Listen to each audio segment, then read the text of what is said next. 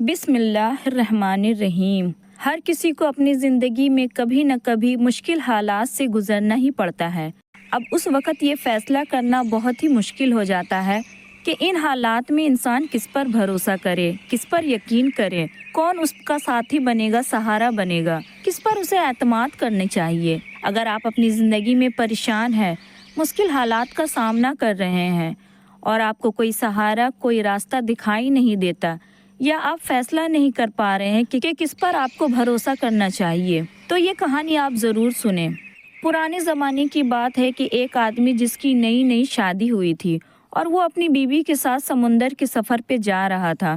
بدقسمتی سے اس کا بحری جہاز سمندری طوفان میں پھنس گیا۔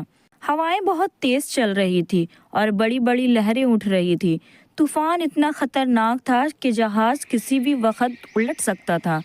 جہاز کے سبھی مسافر بہت پریشان اور بے چین تھے، لیکن وہ آدمی بالکل پرسکون تھا۔ اس کے چہرے پر کوئی فکر، کوئی پریشانی نہیں تھی۔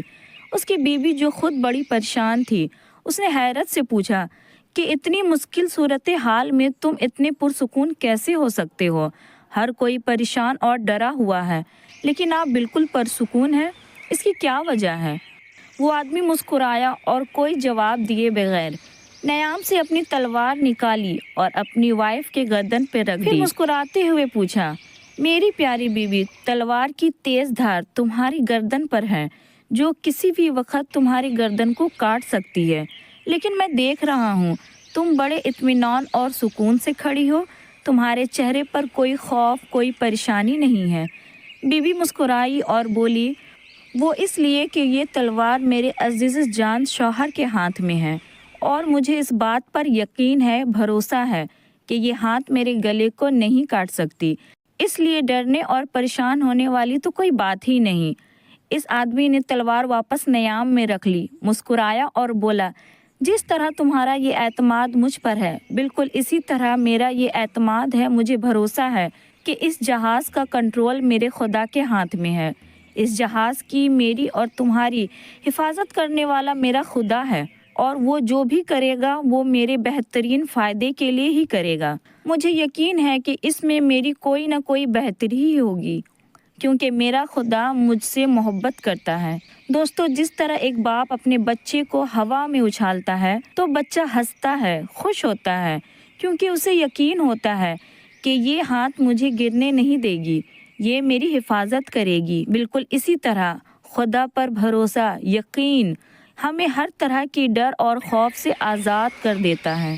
ہمارے ذہن میں کوئی پریشانی، کوئی خدشہ نہیں رہتا۔ خدا پر بھروسہ ہماری مدد کرتا ہے کہ اپنی کوشش پر فوکس کریں۔ ہم جو کر سکتے ہیں پوری مہارت، پوری انرجی کے ساتھ کریں۔ ہماری مہارت، ہماری کوشش میں کوئی کسر نہیں رہنی چاہیے، اور پھر اس کام کا نتیجہ خدا پر چھوڑ دیں۔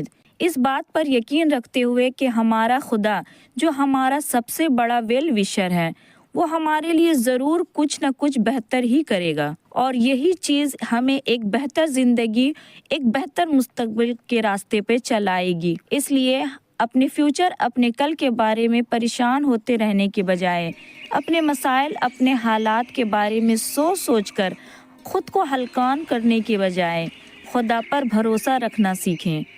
اپنے کام کو پوری محنت اور پوری ایمانداری کے ساتھ اور پورے جذبے کے ساتھ کریں۔ وہ سب کچھ کریں جو آپ کر سکتے ہیں۔ اپنی کوشش میں کوئی کسر نہ چھوڑیں، اپنی پوری جان لگا دیں، اور پھر اس کے بعد اپنے رب پر بھروسہ کریں، اس یقین کے ساتھ، اس اعتماد کے ساتھ کہ خدا جو بھی کرے گا وہ آپ کے لیے بہتر نہیں، بہترین ہوگا۔ اگر آپ کو ہماری کہانی پسند آتی ہے تو اس طرح کی اور کہانی سننے کے لیے ہمارے چینل کو سبسکرائب کر لیں۔ ملتے ہیں ایک اور نئی کہانی کے ساتھ، جب تک کے لیے اللہ حافظ۔